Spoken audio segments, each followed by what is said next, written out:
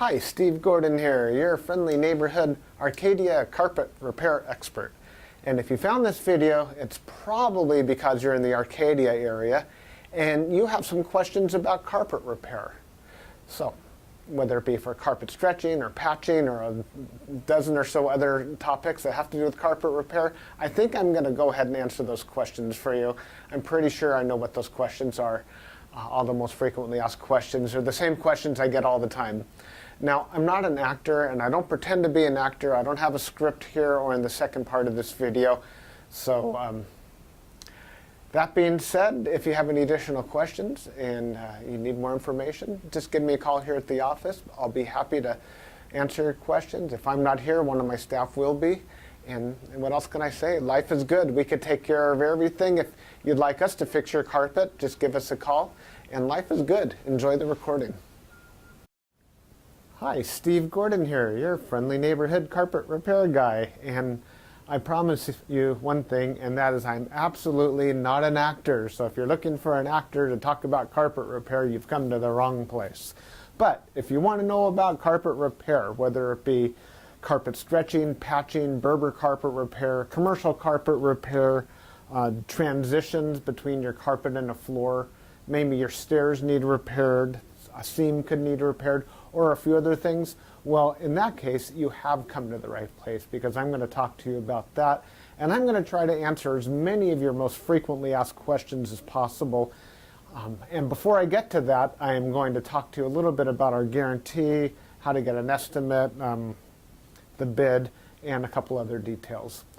So, I hope you enjoy my recording, and please be patient with me because I don't have a script. I've got a dozen notes here to go off of, and it's just going to be right off the top of my head. And I'll try to really just answer all the questions I can ahead of time so that you have a little bit of education when you call us, and I certainly hope you do. So first, I'd like to talk about the guarantee. When you call us, you're going to get a 100% unlimited unconditional lifetime labor guarantee. And what I mean by that is that either you or your carpet or both are going to be completely, absolutely, and thoroughly worn out before you ever have to pay to have that carpet fixed again. So again, 100% unlimited unconditional lifetime labor guarantee, that's forever. How you get your estimate in the first place is after you watch this recording, give us a call here at the office, and we're going to give you something like a phone guesstimate. We'll give you an idea of what you might expect to pay.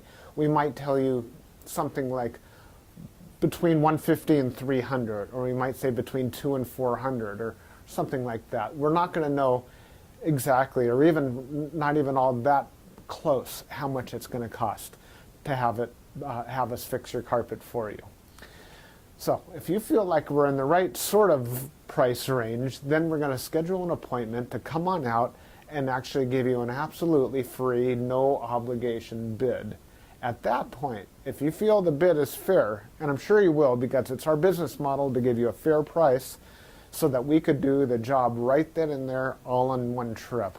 We would really love to just do it in one trip. Now, I understand that sometimes you need to get a bid on one trip and then come back at a different time, have us come back at a different time to actually do the work.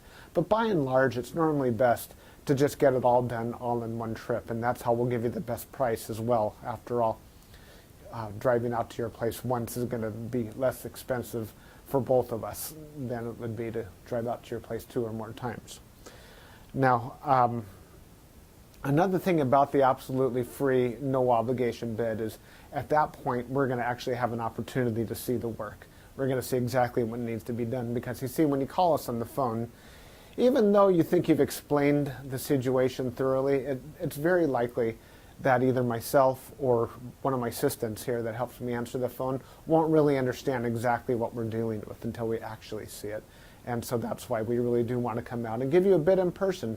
And by the way, if you don't like the bid, if you don't think it's fair, we're going to walk away absolutely empty-handed, and that makes us sad. So sad, because we want to be out there, we want to fix your problem and put a check in our pocket and go off to the next one. After all, this is what we do for a living. This is how we feed our families. Speaking about money, please don't pay cash. We would really prefer that you pay with a check made out to Creative Carpet Repair, or use a credit card. You can call in the office with a credit card. So cash, it's against the agreement I've made with all my contractors. Now, if you work with me directly, if I'm the actual contractor that shows up to your house and you want to pay me cash, I'm happy to take it. But for any other contractor throughout my entire company, please don't pay cash. Now, I want to talk a little bit about the carpet repairs. I've got a little bit of housekeeping out of the way. Let's talk about carpet stretching. Most people wonder why their carpet is all rippled up. So if you look out at your carpet and you see more waves than the ocean, or it's more rippled up than you can believe, and there's peaks and valleys in your carpet and you're getting seasick just looking at it, or if it's a trip hazard, there's a real good chance that your carpet was never stretched in tight enough to begin with. You see, whoever stretched your carpet the first time around more than likely didn't use a power stretcher.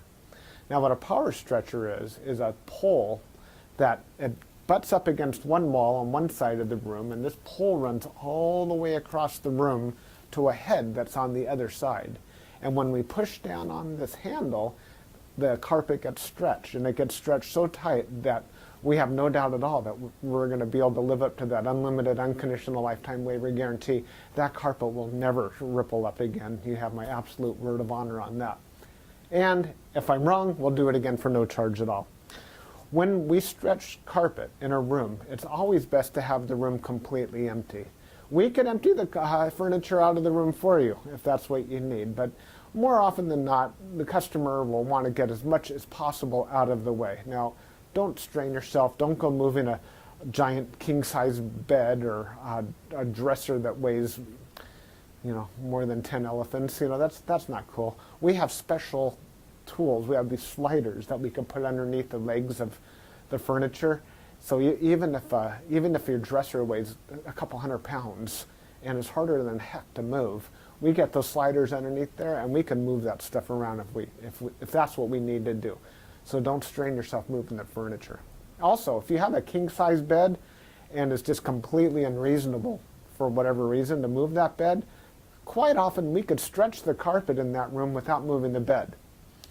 It's a lot more work. Those poles that I spoke about, they go actually underneath the bed, so we stretch the carpet right underneath the bed to the other wall. And it's a lot harder. It takes us a lot more time and effort, but it can be done. So that's a little bit about carpet stretching. We use a power stretcher. We don't just kick it in with our little Susie Homemaker little knee kicker, and it leaves a little bit of extra carpet at the end. We cut off that excess, and you'll see how much carpet we cut off when we're done. We throw it in a bag, and we tuck in the carpet along the edge, and boy, life is good. It looks so much better. One thing that you might be aware of when we finish, though, is if you had large ripples, the carpet could be soiled along the top ridge of those ripples more than at the valleys, and that makes sense. Where you're walking, that's where it's going to get more dirt. So after you stretch the carpet is a real good time to have the carpet cleaned. Also, the carpet's out of the room, and the furniture is out of the room, and it's just a great time to clean the carpet. It looks a lot better at that point.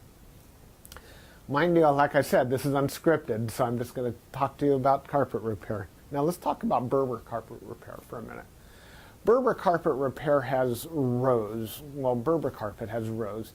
And actually the word Berber carpet, or the name Berber, it isn't exactly accurate. Berber carpet actually comes from a place out in the Middle East, country or countryside, where the area is called Berber, the Berber people or something like that. Anyhow, it's a very expensive rug, Berber rug. That's the actual meaning of the word Berber rug. The Berber carpets that we find today are very similar. There's loops and there's rows, and if you pull on one of those loops, or rows becomes unglued somehow, it can make a run, what we call a Berber run. So when you pull on that thread, it's like it's unzipping right in front of you. It's like, oh my gosh, what has happened? I've got this zipper run going all the way across the room. Now your higher end Berber carpet, that doesn't likely happen. It almost never does. But the lower end, middle of the road and lower end Berber carpet runs all the time. So when we fix a Berber carpet, what we're going to want to do is take out the bad area and patch a new piece in there. Sometimes we could actually weave a little bit of some new loops right into the place where that carpet is come unfurled. But more than likely, we're going to want to put in a Berber patch in that area.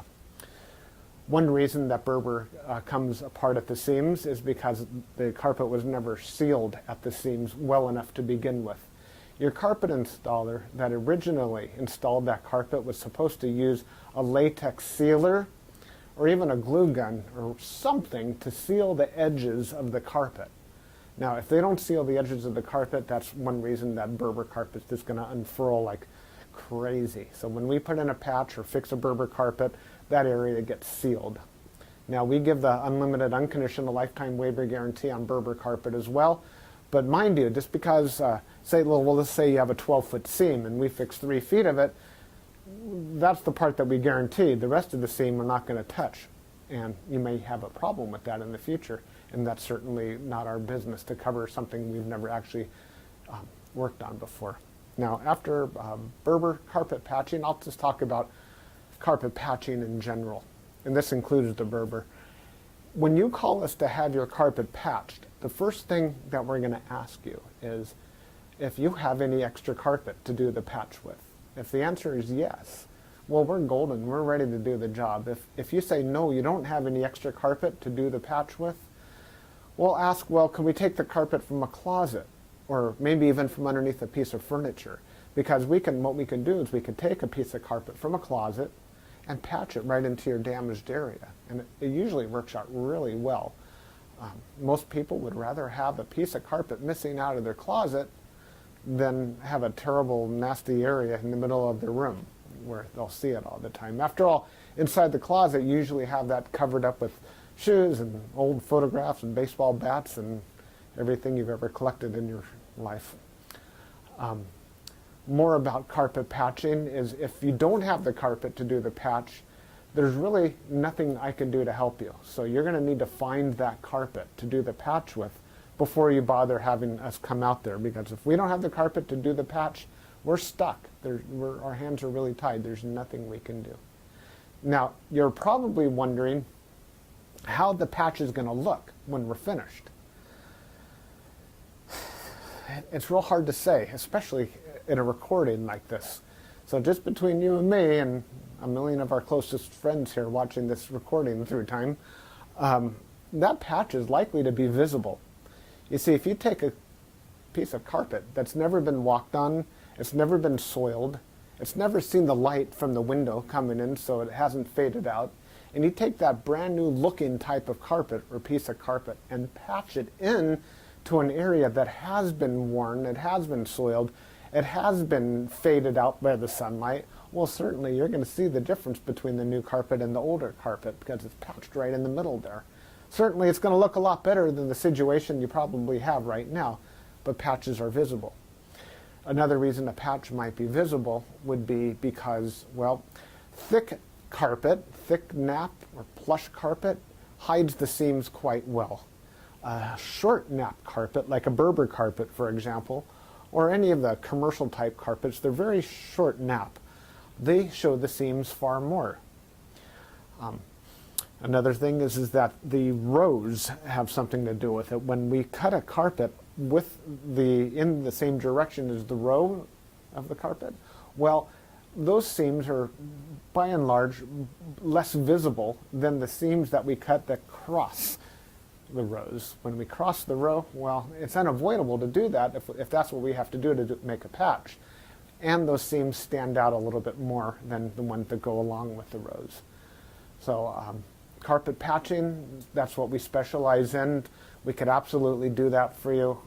Have the carpet available for us, and we also back up our patches forever, just like everything else, just forever and ever and ever. That patch will never come up. After patching, well, we could talk a little bit about pet damage also when we talk about patching. If you have an animal, a dog or a cat, or I've even seen where it's been a bunny or a few other animals that have actually gotten locked behind a closed door. What'll happen is they'll get that separation anxiety and they'll try to dig their way out. and they'll just rip the heck out of the carpet. That's one of the main reasons we'll do carpet patching. If that's the case, well, certainly it's just like any other patch. You supply the carpet, we'll put it in. However, if that animal didn't tear up the carpet, if they actually urinated on the carpet, there's a whole other thing we can do about that, and I'm going to need your help for that. What we'll do is we're going to ask you to go to the pet store or go online and buy twice as much of a product as you think you're going to need, maybe 4 times as much, to actually kill the odor. Now, the product I'm talking about is actually an enzyme, and what we'll do is we'll pull back the carpet, we'll remove the padding, clean the floor, and you'll pour this enzyme onto the floors underneath it all. And that enzyme will eat up all the proteins that contribute to the smell of the urine in your carpet. Then we'll put in new padding, and you'll pour that enzyme cleaner all over the backing of the carpet as well at that time. I'll reinstall the carpet, and then one more time we'll use that cleaner, and we'll just soak that area of the carpet with that enzyme one more time.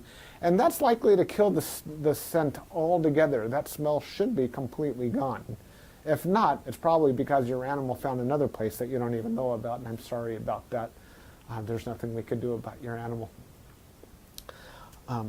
Now that we've spoken about pet damage, I like to talk about carpet to floor transitions. A lot of people call us because they've put in a new floor. Maybe it's a tile or a wood floor, and their carpet now needs to be finished along that edge. More often than not, we don't need to put in any kind of metal there.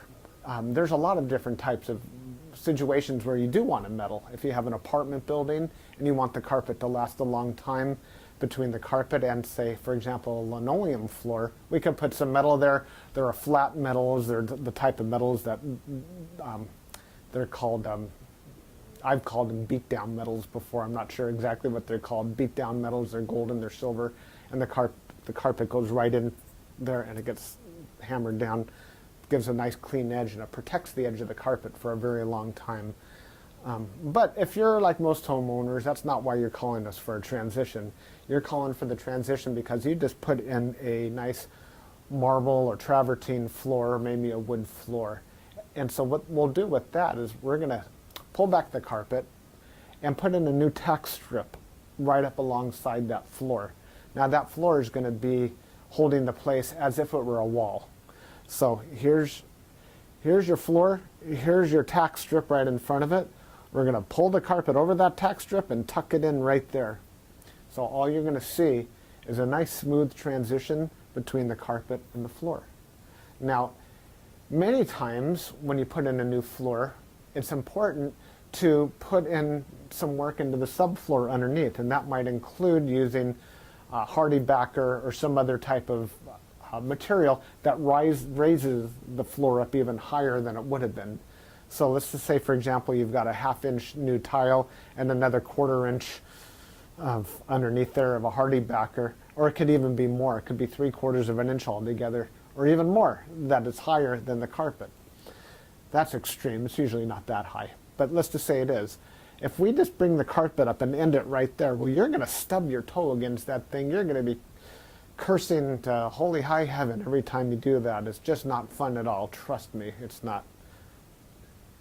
You'll understand if you ever do that. What we're going to want to do in that case is one of two different solutions. We're going to do one of two solutions. One is we can pull back the carpet quite far and use a product like a Fix-All, which is a very fine cement type product. And we're going to feather in a nice ramped area so we raise the level of the floor slowly up to meet it. What's great about that is the floor and the carpet will be at the same level, then you won't stub your toe. What's not so great about that is when you're walking up that little ramped area, well, you feel like you're walking uphill. There's really no way around that I know of outside of pulling out all your carpet and floating a whole new layer of concrete, self-leveling concrete on the entire concrete floor and underneath. That's a lot of work. It's possible that would be the perfect way to do it if I were working on a $10 million home in Beverly Hills, that's probably what I would be doing. I would be raising the entire floor to be level with, so the carpet could be level with the floor. But here in the real world, what we'll normally do is rise it up with some Fix-All, Or we could do it even easier. We could use shingles, cedar shingles.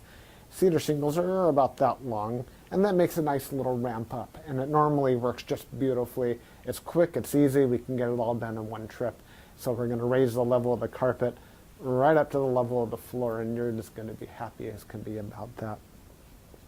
Some transitions are round, curved. Other transitions could be squared. There's 100 types of transitions out there. And if you look on the internet under carpet to floor transitions, you're going to see a lot of examples. Perhaps even on my website, you can see some other examples. And so when you call us, you can explain what you're dealing with, and that would help us with the program here. Stairs. So, do you have a problem with the carpet on your stairs? I did a job like this just today, where the cat had actually torn away the corners of almost every stair all the way up the stairway. The lady was not happy about this. My solution to this was that, well, first of all, I asked her, do you have any extra carpet? And the answer was yes. You can take the carpet out of a closet. And I told her, well, you're going to have carpet missing out of a closet. And she said, well, that's fine. You can put this carpet in the closet. So she had something that didn't match at all. And she didn't mind because, well, she just didn't care that the carpet in the closet didn't match halfway through. So I took the carpet out of the closet, and the first thing I did is I completely replaced the first two stairs, because after all, the first stair or two wears out faster than everything else anyhow, and those first two stairs were pretty trashed. Instead of just fixing the little corners, just replace the entire stair if you can. It'll make a world of difference to have something new there. With all the rest of the stairs, I just did these little bitty patches all the way up one side and all the way down the other, and it was just beautiful. I think it gave her probably another 10 years of life to her carpet to fix those stairs. Another thing you could do with stairs, what some of my customers have done, and I love this idea, is replace the entire stairway by, well, let me back up a little bit. Let's just say you have a 3 or 4 bedroom house, and it's the same carpet throughout the entire house, and your stairway is pretty much in the middle of it all. And if you replace the carpet on your stairs, well, it's going to be a slightly different color than the rest of your carpet, and that's going to look low class, and we don't like that, do we? No, we don't. What I would suggest in that case is that we take the smallest room in the house, maybe a small bedroom or nursery, and pull the carpet out completely from the smallest room in the house and buy new carpet for that room. Then we have maybe a 12 by 12 piece of carpet, and we can replace the entire stairway with that carpet. That way it matches the entire rest of the house except for that one room. That'll easily save you $4,000, $5,000, $6,000, $7,000 right there. And it's a lot less work too. So I like that idea. You got a whole new stairway. A lot of people, you walk in the front door and there's the stairway right there. If the stairs look bad, it's hard to recover from that first impression. So take my word for it. That's a really great way of going. Now stairs. Commercial carpet repair. If you have commercial carpet and that needs to be repaired, it either has ripples and waves or it needs a patch. If it's rippled, it might need to be stretched. We've already talked about carpet stretching. On the other hand, it might have a different issue. It could be your commercial carpet was glued down to concrete to begin with. If that's the case, what we do is we actually take a knife and we just cut right down the middle of those ripples, cut right down those bubbles, and we will re-glue the carpet right underneath there and smush it all down, and believe it or not, those bubbles are going to be completely gone. They might be completely invisible when we're finished. You won't even see where we cut it, because where we cut it is exactly where we put it back together. The carpet will be nice and tacky before we push it back down. It's a great solution. But if the carpet needs to be stretched, well, we have to get the power stretcher out, and we'll fix it up that way. Now, if your carpet in your commercial building, say you have an office, is because, let's just say that you removed a wall between two rooms. If that's the case, you may have a strip of carpet that's missing. It's always a great idea to just get a completely different color. So if you have blue commercial carpet, go get a piece of red or black. Just something completely different, because a patch going all the way down through the middle of the room that's just a little bit off, it looks low class again. But if we put a strip of red down the room, or burgundy or black, people walk in and they go, oh yeah, these people have got some class. They got a decorative idea. So that's just my opinion. Use a completely different color if it's something goes all the way across the room. Now, if it's just a patch, a small patch for whatever reason, and you have a little extra carpet, we can always patch it in with whatever you have. Seam repair. Good news and bad news. The good news about seam repair is that we can make your carpet so the seam doesn't keep getting worse. The bad news is that if it looks bad now, it's probably not going to ever look good again, regardless of what we do to it. Seams have to be done properly the first time. You see, when we seam a carpet together before it's installed, we'll use a straight edge and we'll cut down both sides of the carpet, and then we're going to seal the carpet on both edges, and then we're going to seam it together, and it'll be perfect. When it's completely cooled down, then we stretch it in.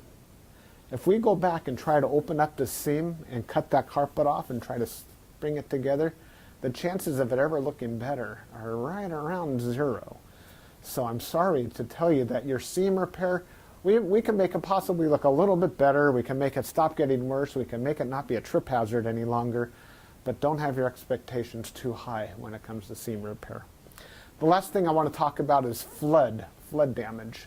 Now, if you're watching this right now and you've got a flooded out carpet, you are in a world of hurt, and I'm sorry. The first thing I would do if I were you is probably have about 3 fingers of scotch. And then I would go ahead and get an extractor, like a hot water extractor. You can rent them at the just about any rental yard, and just start extracting all the water. Pull back the carpet, get rid of all the padding that's underneath your carpet. Rent a couple of blowers, or as many blowers as you need, and these things, they kind of look like a snail. As a matter of fact, that's their nickname in the field. We call them a snail. And they're shaped like that, and boy do they ever blow. And you can blow dry the whole underneath of your carpet. Set it up and get the carpet completely dry. At that stage, that's when you call us, and we can supply new padding, put a new pad, reinstall your carpet, clean the carpet for you if you're in an area that we do carpet cleaning, and life is good. You can put your furniture back and you'll be happy again. You don't have to do it yourself. If you want to call a company, even ours, depending on your area, can do that extraction for you as well. Now, if it's really flooded, I mean, seriously, like you're ankle deep in water, don't even bother. It's beyond almost everybody's ability. That means that your baseboards are all going to be all wet. A professional company will come and remove your baseboards, and we don't do that ourselves. They'll remove your baseboards, they'll drill holes in the wall, attach blowers to your walls, and blow dry the entire area, inside the walls and out, the carpet, the floor, the whole shebang. And then we can come in and put the carpet back down at that point. So I hope that I've answered your questions. If you have any additional questions, now that you've heard me talk for the last I don't know how long, feel free to call me here at the office. I would be just tickled pink to hear from you. If I'm not here, one of my assistants, whoever answers the phone, will be well trained and will be able to answer any questions that you have about carpet repair. And then at that point, we'll be absolutely positively honored if you would have us just come on out to your place and fix your carpet for you. And that's all I have to say. Again, I'm Steve Gordon, and I promised I wasn't an actor, and by now you believe it. I'm a carpet repair guy, and I'll be looking forward to hearing from you, so please call me. Thanks. Bye-bye.